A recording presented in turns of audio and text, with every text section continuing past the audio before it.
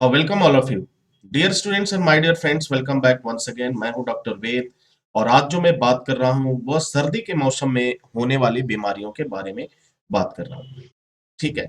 सर्दी के मौसम में वो बीमारियां कैसे आप तक पहुंच जाती हैं थोड़ी सी लापरवाही में और फिर स्थिति काफी खराब और नाजुक बनने लगता है। तो सारी बात करेंगे, उपाय बताएंगे, एक कारण बताएंगे। बगैर अंग्रेजी दवाओं के आप इसे ठीक कर पाएंगे। आपको ना तो डॉक्टर के पास जाना पड़ेगा और ना ही आपको अंग्रेजी दवाइयों का सेवन करना पड़ेगा। ठीक है। तो सर्दी के मौसम में कौन कौन सी बीमारियां होती हैं, चलिए इसको एक नजर जान लेते हैं और समझ लेते हैं। सर्दी के मौसम में होने वाली जो बीमारियां हैं उन वह कुछ इस तरह के हैं। पहली बीमारी का नाम जो कॉमन आता है, कॉमन कोल्ड एंड फीवर। यानी ये सामान्य रूप से कह सकते हैं सामान्य सर्दी और बुखार की समस्या अक्सर जैसे ही मौसम जाड़े का मौसम शुरुआत होता है तो ये शुरू हो जाता है। दूसरी बीमारी आती है टॉन्सिल्स। यानी टॉन्सिल्स की समस्या आती है, गले की समस्या होती है। टॉन्सिल की परेशानी आती है यानी गले में दर्द रहना, बढ़ जाना, निगलने में पानी निकलना, ये सब में दर्द होता है, खाने में भी दर्द होता है। तो एक टॉन्सिल की प्रॉब्लम होती है और अक्सर ये जाड़े के मौसम में होती है। तीसरे नंबर की बीमारी की बात करेंगे, ईयर इन्फेक्शन। कान का दर्द जो है जाड़े में ज्यादा बढ़ता है। तो कान का दर्द, ईयर इन्फेक्शन जो है ये एक आम बात है और जाड़े के मौसम में अक्सर होता है। जैसे जैसे ठंड बढ़ेगी वैसे आपको ये सारी समस्याएं धीरे धीरे आपके पास आने लगेगी। इसके अलावा अगर चौथे नंबर की हम बात करें तो वो होता है जोड़ों का दर्द, जिसे आप ज्वाइंट पेन कहते हैं। तो जो भी ज्वाइंट पेन है, घुटने का दर्द है, कमर का दर्द है, हाथ का दर्द है, हाथ की उंगलियों के पोरों का दर्द है, तो ये दर्द होने लगता है ज्वाइंट पेन जाड़े में। इसके बाद से बात करेंगे अगला जो बीमारी आती है ब्रोंकियोलाइटिस आती है, जिसे हम कहते हैं सांस की नली में सूजन होना। तो सांस की नली में सूजन हो जाता है क्योंकि ठंड जाता है और ठंड की वजह से आपके मसल्स में बदलाव होता है और जिसके वजह से सांस की नली में सूजन आ जाता है। और सांस की नली में सूजन आने के बाद से फिर आपको सांस लेने में दिक्कत होने लगती है, आपको दर्द होने लगता है और ये उल्टी की शिकायत भी होने लगती है। अगला जो सबसे ज्यादा देखा गया है और खतरनाक स्वरूप ले लेता है उसे हम कहते हैं अस्थमा या दमा। अस्थमा का अटैक भी जाड़े के मौसम में अत्यधिक देखा गया है और इसमें कई बार कुछ कंडीशंस ऐसे बन जाते हैं जिसमें मौत तक हो जाती है। तो अगर हमें जाड़े से बचना है तो इन बीमारियों को जानना होगा, समझना होगा। वोमिटिंग एंड कफिंग, ये भी एक आम बात देखा गया। अगर आपको ठंड लग गया तो उल्टी होगा, उल्टी के साथ कफ आएगा, उसके बाद से दस्त होगा, यानी आपको डिहाइड्रेशन की प्रॉब्लम शुरू हो जाएगी। अक्सर होता क्या है, जैसे ठंड लगेगा सिर में दर्द शुरू होगा, उल्टी शुरू होगी, कफिंग शुरू हो जाएगा और फिर परेशानी बढ़ने लगती है उल्टी और खांसी के साथ। अगला जो पॉइंट्स है वो है हार्ट अटैक। हार्ट अटैक के चांस काफी देखे गए हैं युवा पीढ़ी में और फिर ज्यादा जिनकी उम्र ज्यादा हो चुकी है उनमें भी जाड़े के समय में ये इस बीमारी जो है हाई रिस्क पर आ जाता है, दिल का दौरा पड़ने की संभावना बढ़ जाती है। तो और इसके बाद नेक्स्ट पॉइंट्स आता है हमारा ब्रेन हेमरेज। वजह अगर ब्रेन की नसों में जब खून का जो बहाव होता है वह किसी दबाव के कारण अगर फट जाता है तो उसे ब्रेन हेमरेज कहते हैं। मस्तिष्क में रक्त का स्राव होना। तो मस्तिष्क में यानी जब मस्तिष्क में रक्त का स्राव होगा तो ये भी मौत का कारण होता है और काफी नुकसानदायक होता है लाइफ के लिए। इसके बाद से नेक्स्ट पॉइंट आता है जो आम में है, बच्चों में, बड़ों में, बुजुर्गों में, सब में देखा गया, निमोनिया। निमोनिया की शिकायत होती है, सांस चलने लगता है, सांस में आपके सीने में कफ जम जाता है, काफी उल्टियां होने लगती हैं, खांसते खांसते इंसान परेशान हो जाता है। तो ये सभी बीमारियां जो है आपके जाड़े में दस्तक देती हैं।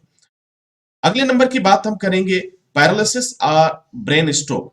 लकवा या ब्रेन स्ट्रोक, ये बीमारी भी आपको जाड़े के समय में ज्यादा परेशान करती है। तो पैरालिसिस और ब्रेन स्ट्रोक की समस्या भी जो है आपको ये हो सकती है। तो ये देखिए हमारे पास जो ये 11 तरह की ऐसी बीमारियां हैं और परेशानियां हैं जो जाड़े में आती हैं। अगर आप चाहते हैं कि इन बीमारियों से हम बचे रहें तो देखिए दो उपाय हैं आपके पास। पहला है कि अगर आपको सामान्य सर्दी बुखार हो गया, टॉन्सिल्स हो गया, कान में इन्फेक्शन हो गया, दर्द शुरू हो गया, तो दो तरह का हम इसमें काम करते हैं। पहला तो आप अगर अंग्रेजी दवाओं की बात करें तो इसमें हम एंटीबायोटिक, विटामिन सी और उसके बाद से बी कॉम्प्लेक्स का यूज कर लेते हैं और पेन किलर का यूज करते हैं, जिससे क्या होता है कि हमारी जो समस्या होती है, हमारी बॉडी की जो इम्यून सिस्टम होता है, एंटीबायोटिक क्या करती है उसे इंक्रीज कर देती है, बढ़ा देती है और मेटाबॉलिज्म को बढ़ा देती है, जिसके वजह से बीमारी में थोड़ा सा आराम हो जाता है। लेकिन इसके साथ साथ एक दिक्कत और आती है, एंटीबायोटिक खाने के बाद बहुत से लोगों में ये समस्या देखी जाती है कि उनकी खांसी सूख जाती है और उसके बाद भी हफ्ते से 10 दिन लगता है उन्हें रिलैक्स होने में। तो ये तो रहा अंग्रेजी दवाओं का। अंग्रेजी अगर इस तरह की कोई समस्या आ रही है, 11 तरह की समस्याएं हैं, तो कॉमन कोल्ड से लेकर के पैरालिसिस, ब्रेन स्ट्रोक तक, तो आपको अपने डॉक्टर की सलाह जरूर लेना चाहिए और अपने डॉक्टर की सलाह लेने के बाद ही आप कोई दवा लें, वह आपके हित के लिए काफी फायदेमंद साबित होगा। अब बात कर लेते हैं कि अगर हम अंग्रेजी दवा न खाना चाहें तब हम क्या करेंगे। तो सर्दियों में बीमारियों से अगर बचाव आपको करना है, तो आपको पहला काम करना होगा, शरीर गर्म करने के उन तमाम उपाय को करना होगा। जैसे आप पूरे अच्छे तरह से अपने आप को कवर करके आप दौड़ सकते हैं, आप जॉगिंग कर सकते हैं, रनिंग कर सकते हैं, एक्सरसाइज कर सकते हैं, जिससे कि आपकी बॉडी की मेटाबॉलिज्म बेहतर होगा और आपकी इम्यून सिस्टम भी बहुत स्ट्रांग होगा। इसके बाद से दूसरा काम करना है, आपको ठंड से बचना है। ठंड से बचने के वो सभी उपाय आप करिए जिससे कि ठंड से आपका बचाव हो सके। अगला है, बॉडी में अगर हम सल्फर की मात्रा को बढ़ाएं तो हमारा इम्यून सिस्टम भी बहुत अच्छा हो जाता है, मेटाबॉलिज्म अच्छा हो जाता है, कोलेस्ट्रॉल बहुत अच्छा हो जाता है, शुगर पे बड़ा कंट्रोल होता है और आपकी बॉडी गर्म होती है। अब ये सल्फर आता कैसे? तो अदरक में सल्फर की मात्रा बहुत अधिक होती है, तो आप जाड़े में कोशिश करें कि अदरक का सेवन करें। लेकिन हाँ, उन लोगों के लिए थोड़ा सा सावधान रहने की आवश्यकता है, तो मात्रा कम कर देंगे जिन्हें पाइल्स की शिकायत है, यानी बवासीर की शिकायत है, या इस तरह की कोई शिकायत है, पाइल्स की, बवासीर की शिकायत है, तो आपको अदरक को कम कर देना होगा। आप लेंगे लेकिन इसकी मात्रा को कम कर देंगे, क्योंकि इसमें पाइल्स में अदरक जो है नुकसान पहुंचाता है। हल्दी, दूध और काली मिर्च। देखिए, हल्दी हल्दी दूध आप ले सकते हैं। हल्दी दूध भी आपकी बॉडी को गर्म रखने में सही रखता है और बीमारियों से लड़ने की ताकत देता है।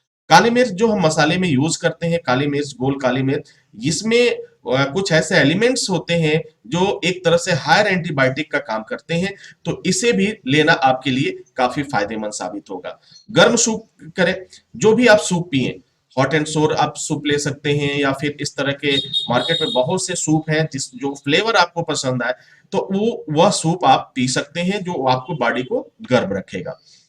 मछली, अगर आप नॉनवेज हैं तो आप मछली खा सकते हैं, और मछली कोशिश करें कि ज्यादा उसमें ऑयल में ना बनाए, ज्यादा ऑयल में ना बनाए, ऐसे नॉर्मल अगर आप उसको बनाते हैं तो अब ये आपके लिए फायदेमंद होगा। कई बार क्या होता है कि टेस्ट के लिए आप मछली के जो भी उसमें जो फायदेमंद तत्व होते हैं, वो टेस्ट के चक्कर में वो आप खत्म कर देते हो, तो ज्यादा उसे आप फ्राई ना करें और ऐसे आप खा सकते हैं।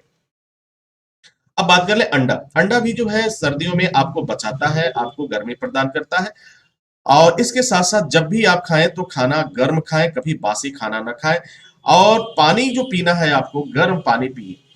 तो ये देखिए, कुछ ऐसे बचाव हैं जिससे आप अगर आप करते हैं तो निश्चित रूप से ना तो आपको अटैक होगा, ना तो आपको पैरालिसिस होगा, और ना तो किसी तरह की समस्या होगी, ना आपको निमोनिया होगा, ना सांस की प्रॉब्लम होगी, ना दमा की प्रॉब्लम होगी। ये थोड़ा सा बचाव अगर आप कर लेते हैं तो आपका जो लंबा चौड़ा खर्च होने वाला है वो आपका बच जाएगा। होता क्या है कि थोड़ी सी लापरवाही इंसान करता है और उसका नतीजा होता है कि हजारों और लाखों रुपए आपके बर्बाद हो जाते हैं, और फिर कई बार तो होता है कि जीवन से भी हाथ धोना पड़ जाता है। तो dear students and my dear friends, उम्मीद करता हूं कि ये जानकारी आपके लिए काफी फायदेमंद साबित हुई होगी और आप इससे लाभ उठा पाएंगे, अपने आप को कवर कर पाएंगे, अपने आप को सेव कर पाएंगे। इसी के साथ मैं डॉक्टर वेद आपसे इजाजत चाहूंगा, नेक्स्ट वीडियो में हाजिर होंगे, तब तक के लिए wish you all the best. Thank you for watching, thank you for learning.